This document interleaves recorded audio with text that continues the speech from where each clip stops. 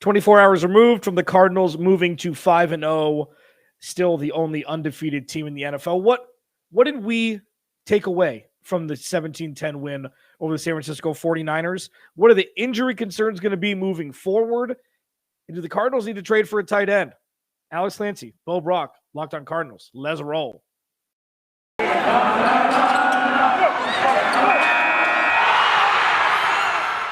You are Locked on Cardinals, your daily Arizona Cardinals podcast. Part of the Locked On Podcast Network. Your team every day.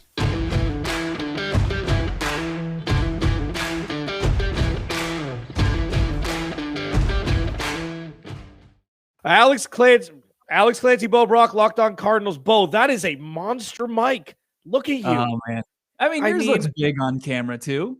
I mean, let's just pivot away from that. Alex Clancy, Bo Brack, follow him at Bob Brack. Follow me at Clancy's Corner. Follow the podcast at Locked on AZ Cards. Thank you for making Locked on Cardinals your first listen every day. We are free and available on all platforms. We see your comments in YouTube, in the YouTube videos. We do live reads, and there are commercials, so there's no paywall. We appreciate everybody that that lasts through them, and they're only a couple minutes at a time. We love our sponsors here. So it's a small price to pay for not having to pay a small price to listen to Locked on Cardinals or any of the Locked on Podcast Network platforms. Got a lot to talk about today. Tuesday, again, is our take a deep breath. Let's kind of look at what we saw on Sunday with clearer eyes and not just vomiting up, everything that we took away from a game that we just watched. There were some injuries. The tight end position is going to be something that needs to be filled with Max Williams' injury. But let's get to this first. The Cardinals scored more points than the 49ers, which is really the ultimate goal. I'm just doing this to troll you at this point. You have to give the offense some credit here. The obvious game plan, at least from my stance, was the defense needs to win this game for the 49ers. You've got a young quarterback, a guy that probably isn't ready for the role that he's thrown into. And the game plan was, what can we do to keep the Cardinals offense guessing? And the majority of the time they did. But there were some peaks on the offensive side of the ball that have to be lauded at this point. One is James Conner's ability to find the end zone. It seems like such a weird thing where it's like, he can run 2 yards across that line. That's good. But what we saw last year from Kenyon Drake was it's not always that easy. And obviously the offensive line uptick has helped with that. Rondale Moore with his 6 sideline catch shows that he's special. He's ready for the NFL stage. And obviously the DeAndre Hopkins catch, the touchdown to clinch the game. Those are the 3 from me that it was like, there are some positive things to take away, even though the Cardinals scored half of what they had through 4 weeks per game. But what do you think? Is there anything else that stuck out? Well, yeah, I think that there was a listener on our YouTube channel, or viewer on our YouTube channel, that said, are we not going to give credit to the 49ers defense? And absolutely you should. I mean, this was a defense that came in and slowed down the hottest offense in the NFL to that game, to week 5. But I thought it was very important. As we pointed out, it was the first time under the Cliff Kingsbury era that the Arizona Cardinals had won a game where they hadn't scored more than 20 points. They were 0-8 at that point, and they get the W. Not only was it important for Cliff Kingsbury, it was important for Kyler Murray, because you bring up the DeAndre Hopkins touchdown drive. And for him in this offense that was stagnant since the first drive that was set up by the Budda Baker interception, for them to go and get points and have a successful drive and do what we'd seen 4 games previous to that. I thought that was important for them to kind of pick up where they had kind of slacked all game long. That showed resilience. That showed mettle. That showed that this team wasn't going to be, it might have been down, but it wasn't out for that contest. And it got a very important touchdown drive that you leaned on your stars for. And that's why they're there. That's why Kyler Murray is going to make $40 million a year. And that's why DeAndre Hopkins makes the money he makes. Yeah. And I mean, people thought that the throw across the field was an underthrow because Kyler Murray's injured. You didn't want to throw it out of bounds. So what you do is, with arguably the best receiver in the game, is you throw the ball up in the air and you have him go get it. Because you're right. You play the hits when you need first downs, when you need points. And the Cardinals haven't needed it this year. I mean, Minnesota was a weird game because they were down and they were up at halftime, and then it was, back and forth. The defense didn't play great that game for the majority of the game. When you need a score, They went to DeAndre Hopkins twice. It was a perfect throw over the outstretched arm of the corner in the end zone to score the Josh touchdown. Norman. Yeah. I mean, I didn't want to say, I know he used to be one of your boys, and he's not anymore, so I didn't really want to say it by name. But Max Garcia played fantastically after Rodney Hudson went out. He's a former 4th-round pick. He's not going to be the all-pro guy, but if Rodney needs to miss some time, we've seen that guys can fill in on the offensive line. Look at what happened with Josh Jones. When Justin Murray got hurt, he came in. He was ranked very highly. Like, all in all, this offense, it wasn't humming points per, for the total points scored. They did look underwhelming for a good portion of this game. That's a really good defense. That's the first really good defense the Cardinals have played. The Rams defense it's not what it was last year. It's not by any stretch what it was last year. Super top heavy, Jalen Ramsey and Aaron Donald. So this was the first real offensive test, and you win. Nobody's going to remember this game when you look at the final win-loss record. You just saw a W at home against an interdivision rival, bumping them up to 2-0 in division through 2 weeks, which is exactly where they were last year before they lost 4 in a row. And everything is fantastic here in Phoenix when it comes to the team. It is. I mean, Bo, you can't pick a better start. The fact that they score 70 points a game, you can't pick a better start than perfect. Right. No, 5-0. And as you mentioned, the division, that's so key as far as what the expectations were for the NFC West. And, the only thing you can look at is my motion sensor lights turn off here in the damn studio. I'll get those back on. There they are. It's the injuries. That's the only thing that's going to derail this team is the injuries. And now, there is a blueprint though out there about this offense. It's Cliff Kingsbury's time now and Kyler Murray to get in the film room and look at where the opponent matched them and were able to slow them down, and they were able to take Kyler Murray's legs out of this contest. Kyler Murray, he had 1 yard rushing. Has he ever had that least amount of rushing yards in a game before? One. But they've got to look at how they're going to adjust now. This is the chess game. And Kyler Murray, it's everybody knows he loves the game of chess, so it's his move. What's the offense going to do? They're going to go up against the defensive unit in the Cleveland Browns that are going to try to get after the quarterback. And we'll see what Cliff Kingsbury what he's got going come Sunday in Week 6 as they aim for 6-0, which is incredible. This episode of Locked On Cardinals is brought to you by Rock Auto. Amazing selection, reliably low prices, all the parts your car will ever need. RockAuto.com. You mentioned Cleveland. You mentioned injuries. What we saw from Cleveland this past Sunday against the Chargers is their defense can be had for a 47 burger when their offense puts up 42 points. You don't know what Cleveland Browns team you're going to get, but what you do know is you mentioned their pass rush is fierce. Their pass rush is fierce with Myles Garrett leading the way. What will the injuries that the Cardinals have sustained 2 weeks ago and this past Sunday mean coming up on Sunday with the little amount of knowledge that we have as we're recording this podcast up to this point this week? Alex, Clancy, Bo Brack, Locked On Cardinals will be right back. But first, Bo, betonline.ag. Betonline.ag is the best place for you to put your shekels down on football. They've got a new interface. Everything is streamlined. Streamlined is a beautiful word to use when you're talking about websites, regardless of if it's, betonline.ag or somewhere else. The Arizona Cardinals travel to Cleveland. They play in the afternoon slate, which is a weird little wrinkle because normally, you go to the Midwest, you go to the East Coast, it's a morning game. It's probably going to be one of the games of the week in the afternoon.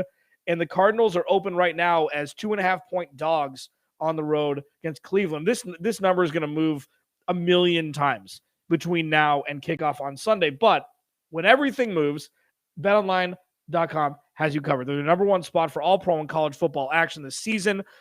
Go to the website or use your mobile device to sign up today. Receive your 50% welcome bonus on your first deposit with promo code Locked On. Again, go to the website or use your mobile device today to receive your 50% welcome bonus on your first deposit with promo code Locked On. BetOnline is the fastest and easiest way to bet on all your favorite sports. BetOnline, where the game starts. All right. Second segment. Alex Clancy, Bo Brack. The Cardinals are 5-0. Bo, did you know that? Thanks for making Locked on Cardinals. Again, your first listen every day. We're free and available on all platforms. Go to our YouTube channel. Subscribe, like, comment, whatever. I mean, this is like, it's crazy what's going on this year.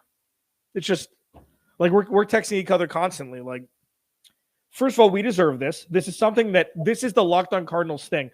Media members in Arizona deserve this too.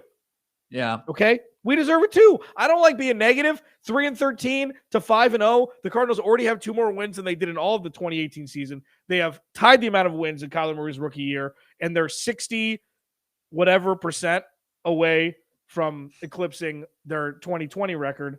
Bo, injuries this is the time of year where it just starts, because this game is absolutely effing brutal on, the body and everything. And Byron Murphy was out. Marco Wilson was out last week. We're still TBD on if they're going to play on Sunday. You'd think they would, because neither of those injuries seem to be serious. Max Williams had the negative from the people at the stadium, State Farm Stadium, on Sunday when they saw the replay with his knee/ankle. He's expected to miss an extended period of time, according to Ian Rappaport and other outlets. And Rodney Hudson, it's kind of up in the air. It was a rib injury, but Kyler said after the game that he talked to him and he was fine. He's going to be fine. What is the biggest impact injury-wise moving forward? If somebody were to miss more time, like say Byron Murphy or Rodney Hudson going into Sunday, if you had to pick one, and we're talking about these people as entities, not human. I mean, like we're talking about Byron Murphy or Rodney Hudson. Yeah. Which one would the Cardinals need more going into the game? Rodney Hudson. Rodney Hudson. I don't, and that's not an indictment on Byron Murphy. We've seen this defense without him in this defensive secondary, in the pass rush. It continues to cause problems and quarterbacks to miss their spots. Now, not every quarterback's going to be as inaccurate as a rookie signal caller like Trey Lance was. But Rodney Hudson is he's the guy. He's the one that's going to make this offense continue to move like it had through 4 games where they were leading the NFL in points per game and total yards per game. And I think that Rodney Hudson, you don't want to see him miss an extended period of time, because he is just kind of that settling voice in the huddle. He's the guy that's going to keep Kyler Murray, ungrounded in making the plays that we've been seeing from Kyler Murray through 5 games. I think that it's got to be Rodney Hudson. He's been the most key acquisition for this organization from the offseason. And I just don't want to see this team go forward without Rodney Hudson in the lineup much more. Yeah. I mean, this is obviously picking one evil against the other. I mean, if you miss both guys, obviously you want them both to play. Against this specific team, you could make an argument for both. Byron Murphy, like, that offense is potent. Now, a lot of it's through the run game, so you might be able to, alleviate having Byron Murphy there, because OBJ is not what he once was. I think Jarvis Landry's on IR. I think he's missed an extended period of time, so they're rolling with Rashad Higgins and Peoples-Jones. Baker Mayfield threw for 300 yards in the last game. That's all you have to know. He's still finding open receivers. He's playing at a pretty high level. He's picking up where he left off last year, if not taking a step forward.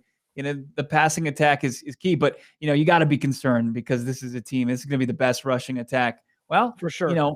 It's probably a better rushing attack at this point right now, even more so than facing King Henry in week 1. For sure. Well, because it's 2 of them. Kareem Hunt is an RB1 somewhere else. It blows my mind that he didn't go somewhere else. Like, after all the stuff that happened with the video, but that's not what we're talking about here. Rodney Hudson, you're right, because you have to protect the prize. You got to protect the king. And you got to protect Kyler Murray. Like, as well as Max Garcia played, you want Rodney Hudson there, and you just kind of hope you can outscore Cleveland, because this game is going to be a lot higher scoring than what we saw at State Farm Stadium on Sunday. You hope that everybody's back, and by all accounts, Byron Murphy is set to be back. And isn't it wild that he's a CB1? Like, how far we've come. Quickly. Yeah, it happened quickly. I mean, that became we got real comfortable already with number 7 being the guy that is the main cog in that defensive secondary as far as covering opposing wide receivers. And he did it like right out of the gates. I think first play, first series against the Tennessee Titans, he's batting balls down. Yep. You're just like, okay, this is a different guy. This is a guy that we slept on for the most part this offseason, and he just kind of changed what we thought of him immediately. And now it's just like, yeah, he's part of that group where he is in the same conversation of who could you stand to or not stand to lose going forward, and missing him against the rookie quarterback is one thing, but then going up against, Baker Mayfield, coming up soon, it's going to be Aaron Rodgers. Like, that's when it gets really tough without your CB1. So Byron Murphy, hopefully those ribs healing up nicely with a week off. It's kind of the same arc as Budda Baker. It's like Budda popped earlier. He popped in his second year, and Byron Murphy kind of did. I mean, he took steps forward his third year, or his second. How many years has he been in the league? This is his third year, right? Third year. Yeah. Yep. So he showed flashes last year. The Dallas game was the big one where it's like, oh, this dude is now making kind of a name for himself in the secondary as the CB2. But Budda Baker was just, he's been a missile forever, but people didn't know who he was outside of Arizona until midway through his second season. And then, we're starting to see that arc, which is fine. Robert Alford's played fine. The problem that I can't stop thinking about, though, and we won't get into this because there's going to be plenty of time this offseason coming up, Vance Joseph's going to get head coaching offers.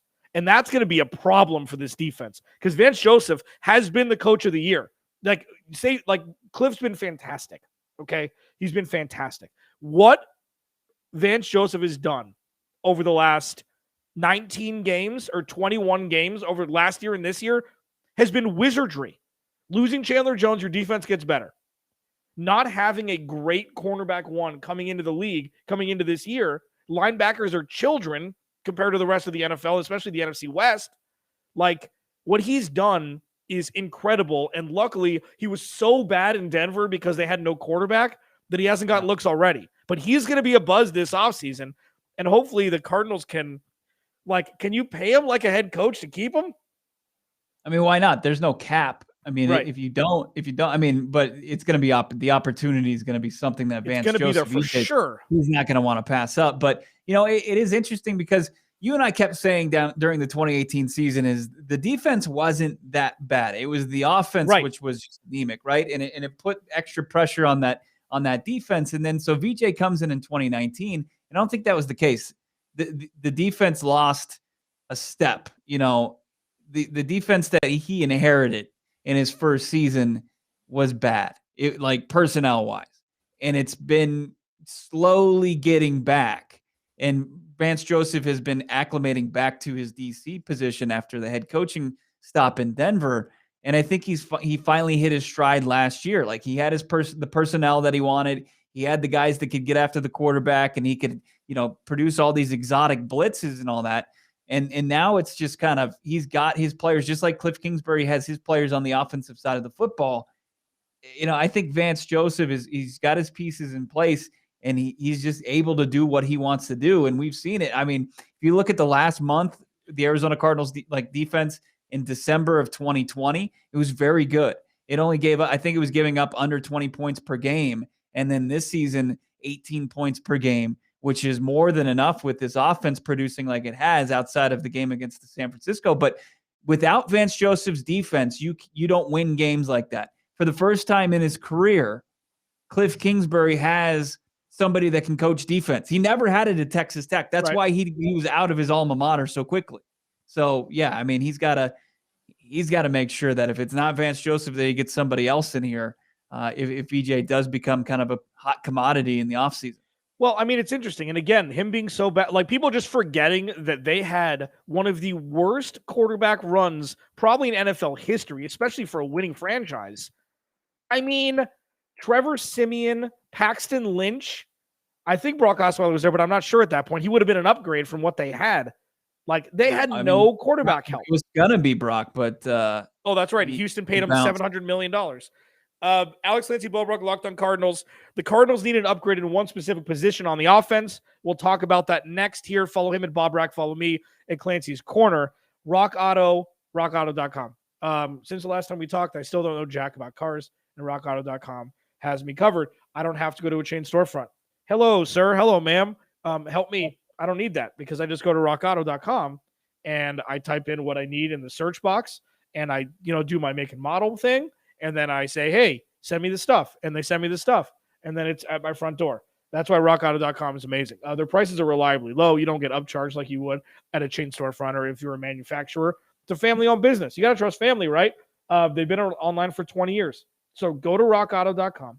Again, their prices are reliably low, right? Locked on in their How Did You Hear About Us box so they know we sent you. Amazing selection, reliably low prices, all the parts your car will ever need.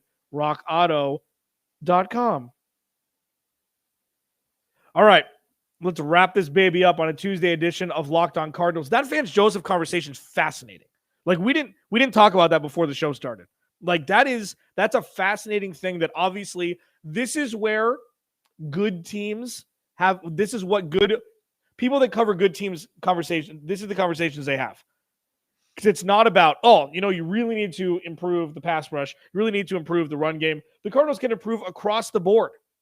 Like there's nothing that's perfect, but it's nice to be able to have other conversations instead of record and teams coming up and how many games they have to win to make the playoffs.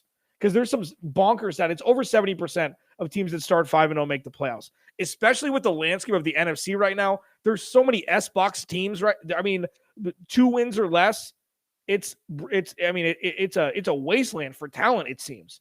So the Cardinals are in a good spot there. But with Max Williams going out seemingly for an extended period of time, according to Ian Rappaport and other outlets, they need a facelift at tight end. You need a facelift at tight end. And the tight end market has really shrunk to the 1%ers and everybody else. I think Mark Andrews got paid. Hayden Hurst got paid. And you said in yesterday's podcast that Hayden Hurst was traded for a 2nd and a 5th, right? And then Baltimore traded a 4th round pick with Hayden Hurst to even it out to Atlanta. You're not giving a 2nd round pick or a 3rd round pick for a tight end because any of them that are to be had for that price either aren't getting paid or either the Cardinals aren't going to pay or already too expensive. So if you're looking at a 5th round pick for a tight end, which is really the sweet spot, are you looking at Zach Ertz is obviously the big name.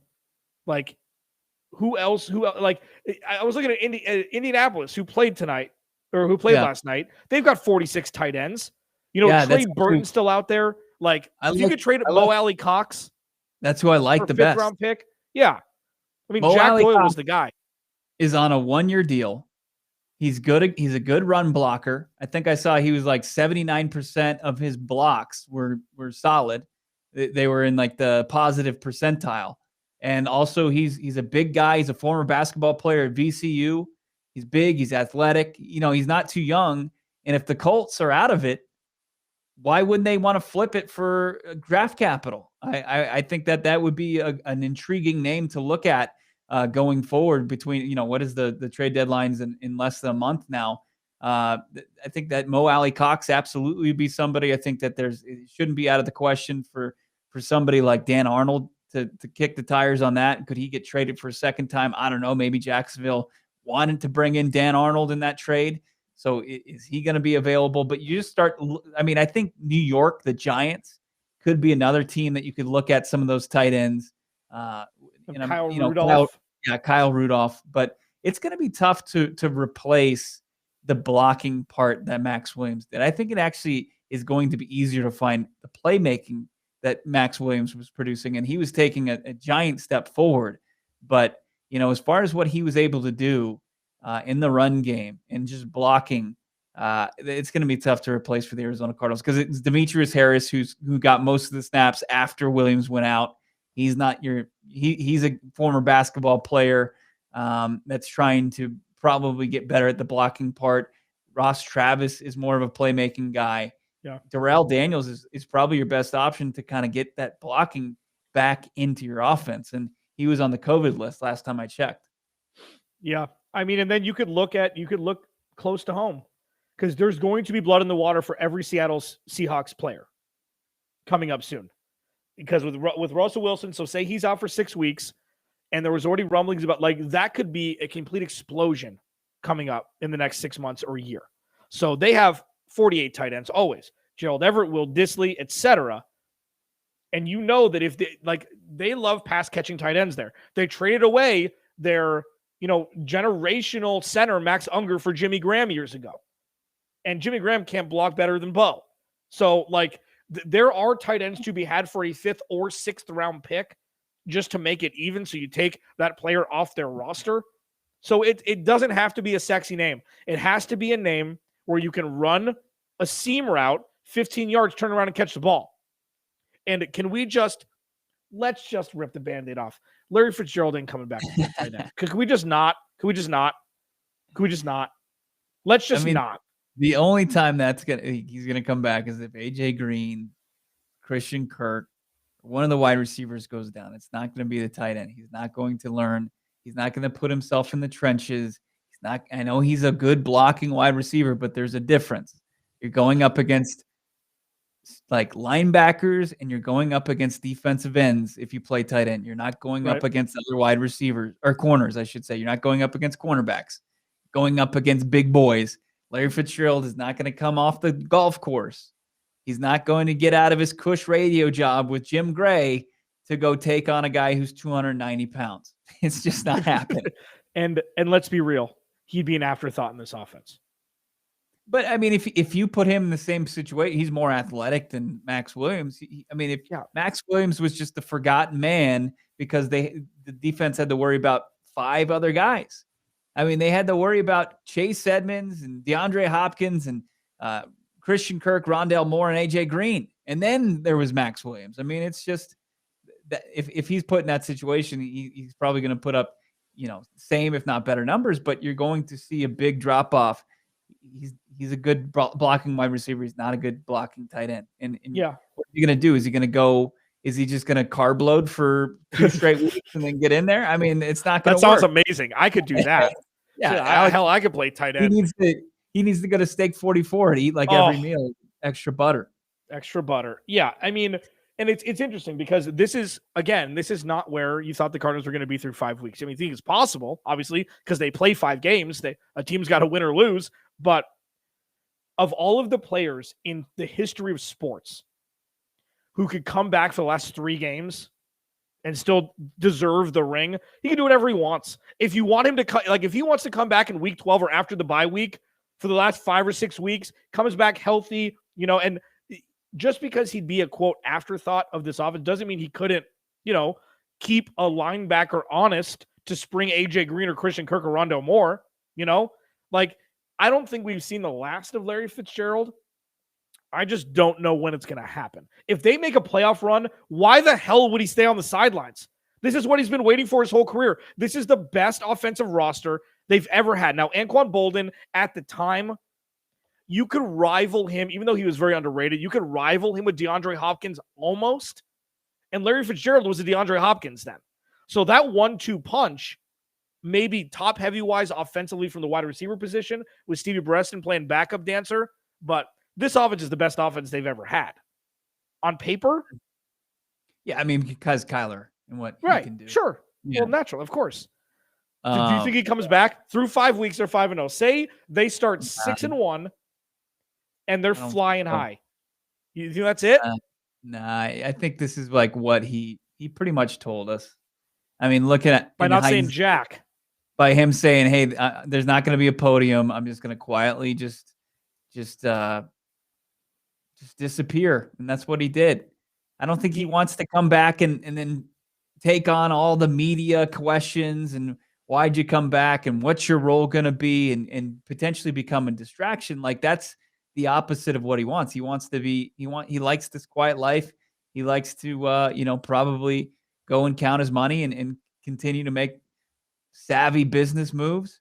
I just don't think he didn't have the urge back then. I mean, we saw him tweet. I saw him tweet. He tweeted at Budda Baker after the win. He was calling Budda Baker the best in the game at the safety position. But, maybe he's getting that itch a little bit. But, what goes into that? I just think that if Larry Fitzgerald comes back, it's going to be things have gone seriously wrong. I don't know. I mean, like at the they'd have to be seriously thin at the wide receiver position for him to get back in there and have the opportunity to continue his catch streak, to get paid what he needs to get paid. Wouldn't it be desperate times? I don't know. I mean, I'm just saying, I still think it's selfish he hasn't said anything yet because he owes the fan base that. And that's not a direct attack. That's just, he's an incredibly smart person. He is one of the better business people, the people that while playing the game, he was already, he was doing his thing. We know that. This was a bad business move on his part by not saying anything. You can walk off into the sunset. You know what? No press conference. Steve, tell Ian Rappaport that I'm done. That's it. And you know what? We don't have to talk about that. That's a fun debate to have on a random Tuesday when the Cardinals are 12-0. We'll have that debate if the Cardinals get to 12-0. Okay? Alex, Clancy, Bo Brack, Locked On Cardinals. Thank you to everybody who listens. Follow him at Bo Brack. Follow me at Clancy's Corner. Follow the podcast at Locked On AZ Cards. Please go subscribe to our YouTube channel. We're just happy you're along with us for the ride. Thanks for making Locked On Cardinals your first listen every day.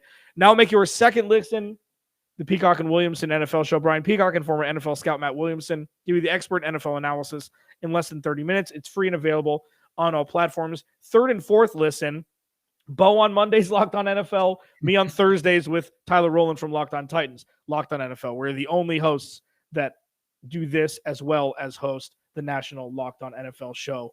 We've got 40% of that, baby. Just this as much as we can get. So stop giving me crap. Alex Clancy, Bo Brack, Locked On Cardinals. We'll talk to you tomorrow.